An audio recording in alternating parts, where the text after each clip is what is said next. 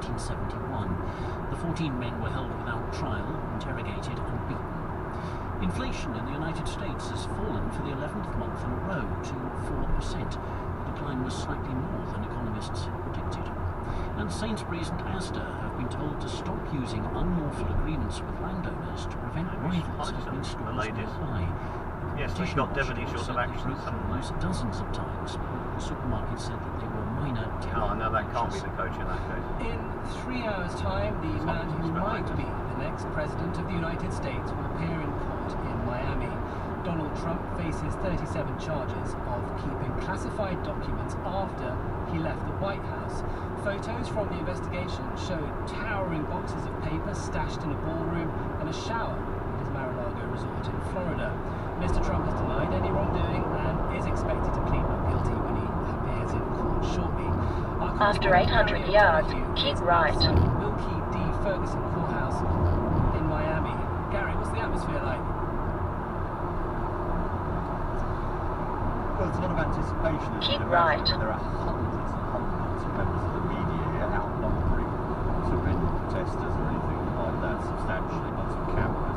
There's a few dozen sort of pro-Donald Trump protesters outside, periodically making a little bit of noise. There was a moment of sort of concern earlier. Follow M5 towards Bristol for 160 miles. Flat screen TV against the lamppost and then ran away. The police ran after him and caught him. They were checking that out to see if that was some sort of device, and they clearly knew that. That's probably all right now.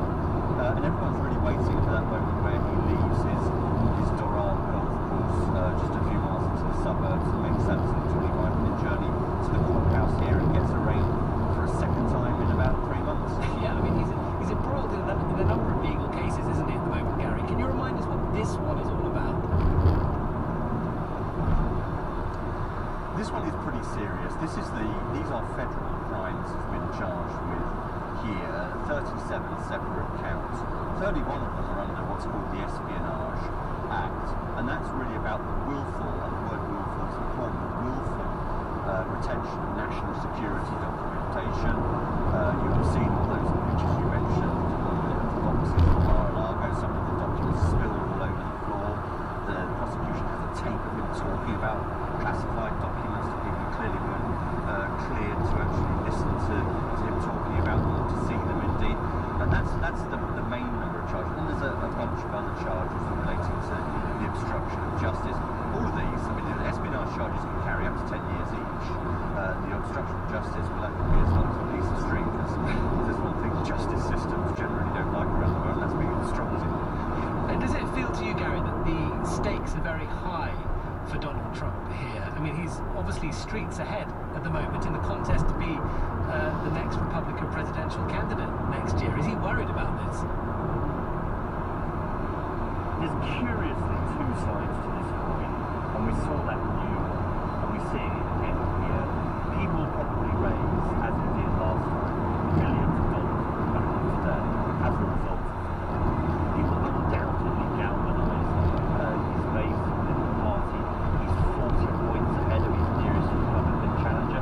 Early days, of course, in the chase for the nomination, but he's absolutely dominant, and this in many ironic ways helps him. The problem is that the real problem is that if this all comes to trial and you get convicted, then you've got a real problem, because obviously if you're in prison you can't really take control. Yeah, well, we will see how this evening goes. I think it's 8 o'clock UK time this evening that Donald Trump appears at that courthouse. Gary O'Donoghue, Miami, thanks very much. Well, how compelling is that case against Donald Trump? That's the question I put to Andrew Weissman, who was a senior prosecutor in Robert Mueller's investigation into Russian interference in the 2016 US election. Well, one of the things that struck me, and I think a lot of people, was how detailed the indictment is. Proof comes from so many different types of places, from internal employees working for Donald Trump, attorneys working for Donald Trump, photographs, text messages, even a tape recording of Donald Trump. When I used to be a prosecutor for the Department of Justice for about 20 years, we were tasked with looking at how good a case is and trying to understand just sort of what the odds are that we would win or what the defenses are. And when I read this indictment, I thought, Smith has brought 7 federal charges against Donald Trump. If you were going into this case, how would you approach it? With all its complexity, with its classified documents, it's complicated. So how would you go about it? I think if you're the prosecutor, the main thing you have to do is you really want to sort of simplify the facts and the theory that you have. I think the simpler you keep it, the better. And the defense's their goal is to complicate the situation and to point out every possible argument for finding reasonable doubt. That's the standard that the government has to meet, which is that the proof will establish Donald Trump's guilt beyond a reasonable doubt. And it's important to remember that the government has to prove the case unanimously to 12 people sitting on a jury. And of course, this is happening within the context of Donald Trump's re-election campaign. Presumably for the prosecution, there's a time imperative here as well. Absolutely. So one of the key things that people are going to be looking at is what date is the district judge who's in charge of the case, what date is she going to set for a trial? And we may not know that for some time. The district judge here could exercise almost a pocket veto on this case if she were to set a trial date that is after either the Republican nomination or even after the general election in this country. And what's the strategy, the legal strategy in Donald Trump's camp? There are reports of trouble between him and his lawyers. I think he was interviewing potential attorneys to join his team as recently as last night, but wasn't successful. What's his approach going to be? I think the first approach is you need to get the best legal team that you can get. And I have to say, looking from outside at that issue, it's quite remarkable. In this country, prior to Donald Trump, it was considered an incredible honor to be asked to represent either a current or former president. And when you think about the names of the people who have had that privilege, they're people who are at the very, very top of the legal profession who you incredibly admire. It's quite something that it is difficult for the former president to find counsel. And I think part of that is that when you think about the number of counsel who have been asked by Donald Trump, allegedly, to do criminal acts for him, that may be one of the reasons. Part of the charges here are that Donald Trump asked 3 of his lawyers to obstruct justice. That is alleged in the indictment here. So that's quite remarkable, but that would explain the most difficult task that Donald Trump has right now, which is trying to assemble a team of experienced lawyers. Presumably he'd want people also with some experience in Florida, where the case is pending. Presumably, though, he also sees this case as a potential opportunity, a platform to argue that he's the victim of an establishment witch hunt. I wonder if that makes it sort of difficult for the prosecution, or at least brings another dimension to this case. Well, I think that's a political argument, and he's making that to his followers. But in a court of law, those kinds of adjectives and adverbs need to be backed up by actual facts. As a judge said to me once when I was working on Special Counsel Mueller's investigation and Paul Manafort was making similar adjectival arguments, the judge turned to his counsel and said, "This is a place where facts and law still matter." It is the first time a former US president has been indicted on federal charges, one of many legal problems facing Donald Trump at the moment. Do you think this does have the highest possibility of a pre-election conviction? Yes. I think of all the cases, because of its simplicity, and also because it's now been brought so far in advance, I do think that this is the federal case that has the greatest chance of resulting in a trial verdict before the election. I should note that the state case, where the former president is facing 34 felony counts, so he's facing a total of 71 felony counts here, that state case is set for trial at the beginning of next year. So that case presumably will have a verdict prior to the election as well. That was Andrew Weissman talking to me from New York. There were signs today that the money markets expect interest rates to climb further. Short-term gilt yields are now above their level during the market turmoil that followed Liz Truss's mini-budget last autumn. Now, if Evan was here, he would understand what all that means, but I'm happy to say that Christine Aquino is here. to help us. She is the managing editor of the Markets blog at Bloomberg. Hello, Christine.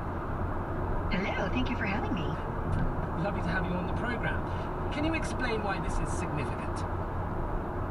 Well, Ben, I mean, the fact that yields are at these levels, even way higher than what we saw during the peak of the turmoil during Liz Truss's administration, we're basically looking at the same level of yields as we last saw in 2007, 2008. If you recall, that is the height of global financial crisis. And what's really gotten us here today is, of course, today's employment data in the UK, and that is something that a lot of markets are really reacting to, just because by most accounts, the measures that markets really care about, that's the unemployment rate, that was lower than expected, as well as the pace of wage growth, which is faster than expected, and this is why we're seeing such a big, major reaction in markets today. Okay, and can you quickly remind me what a yield is and what impact this has on government borrowing?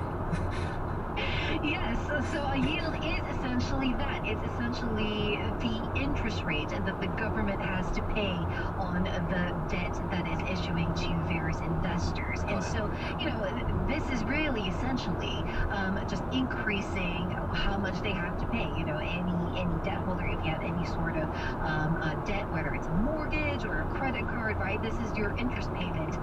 And so the fact that the yields are the highest in 15 years, the highest since the global financial crisis, that really says a lot about how much the government is going to have to pay, and in turn how much we as taxpayers are going to have to shoulder now that the rate on government bonds is so high, and that is exactly because of their expectations for the Bank of England rate. Interesting. So consequences for policymakers, and why have these crept up? We saw them jump, didn't we, after Liz Truss's mini budget? Why have they been climbing steadily? Well, it's really been a reaction more broadly to the idea that inflation is really just not letting up, Ben. And, you know, the latest reminder of that, of course, is today's employment data. As I mentioned, that showed us that the labor market is still very, very tight at the moment. Unemployment rate unexpectedly falling when economists expected that to tick higher. And then the pace of wage growth unexpectedly picking up. And so what this tells you is that workers at the moment have a lot of pricing power. They have a lot of just power to demand higher wages, which of course feeds into inflation, which of course then just makes the Bank of England's headache even worse, and that's all being reflected in the higher gilt yields that we're seeing today. And just finally, will this feed into mortgage rates? Absolutely, Ben, especially if we see what markets are expecting coming to fruition when it comes to the Bank of England bank rate. And so, you know, what we're seeing in gilt markets, if the Bank of England heeds that and indeed pushes interest rates even further, that's going to cascade through all sorts of borrowing rates in the economy, particularly in mortgage rates. We're already seeing signs of different mortgage lenders raising their rates, or even worse, pulling deals out of the market. And so what you have is just fewer deals in the market with higher rates, which will just make it ever more difficult. What's the date today? 13. Christine Aquino. I perfectly explained. Thank you very much. Thank you very much indeed for joining us. It's 26 minutes past 5, and you're listening to PM.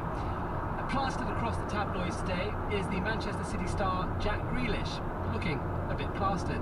Snapped at various stops on a 3-day bender with fellow teammates following his team's treble-winning Championships League victory on Saturday. He's one of those footballers who wears his heart on his sleeve and is now famous far beyond the terraces. I asked Sam Lee, the Athletics Manchester City correspondent, to tell me more about the winger and his Jack the Lad appeal. He doesn't really make any apologies for it. It's quite impressive in the stamina of it. I'm not sure if you were to challenge your average person on the street to drink as much as that, even with a treble of trophies under their belt, to fuel them. I'm not sure many people could put up with it for like the duration.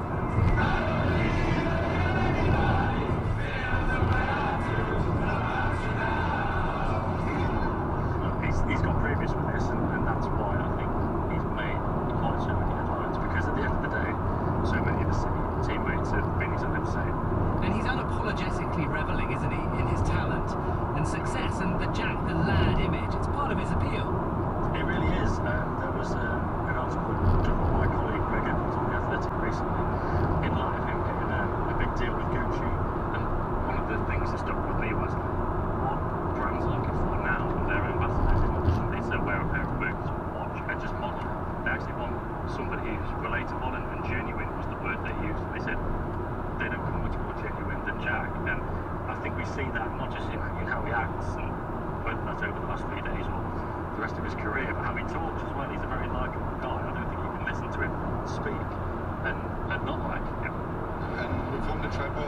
never see anything like this again. And this team and the players and the staff is just, I swear, the best group of people I've ever come across.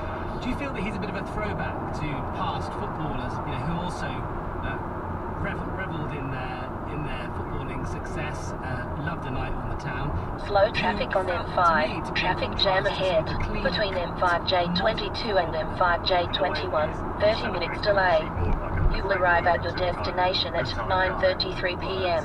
There is a lot of work that goes on behind the scenes to maintain that, and I think Grealish does an awful lot of work in the training ground to make all benefit out. If training starts, let's say at 10 o'clock, he'll be there 1 minute before it starts, so he won't be late, but he won't be like some of his teammates and be the first one in, last one out. But what he will do is he'll do an incredible amount of work in the afternoon and the evening. These days, with that level of professionalism and the high standards at City, if he was falling below that, then the drink would be a problem. He said himself that he thought coming to Man City, obviously being a good player already, joining so many good players, he thought it would be easy. He's got loads of goals, loads of assists, but he said it's not been like that at all, and it's been much harder. I asked Guardiola about that earlier in the season, actually, and he said, in Grealish's case, he maybe didn't believe when he first signed that he actually was good enough to play for Man City, but as soon as he did believe that, which was the kind of ongoing process through the midst of this season just gone, that's when he really started to kick on. And yet, since the World Cup, he's been one of the most important players there is. It's a lovely ball, City turn it on, and it's Jack Grealish, and that's a goal that means so much to him, and the City fans erupt with joy. Many footballers seem terrified of saying anything very controversial, but do you think a lack of media training sort of helps him, really? It allows him to be genuine and say what he wants? Well, I presume he would have got the same media training as everybody else. It's just that part of him. Like I say, no filter. The vast majority of the time, that's just all good, clean fun. Last season when Man City had the trophy parade, he was a bit drunk again, as you may expect. He compared one of his teammates to me. Another in the bloody motorway.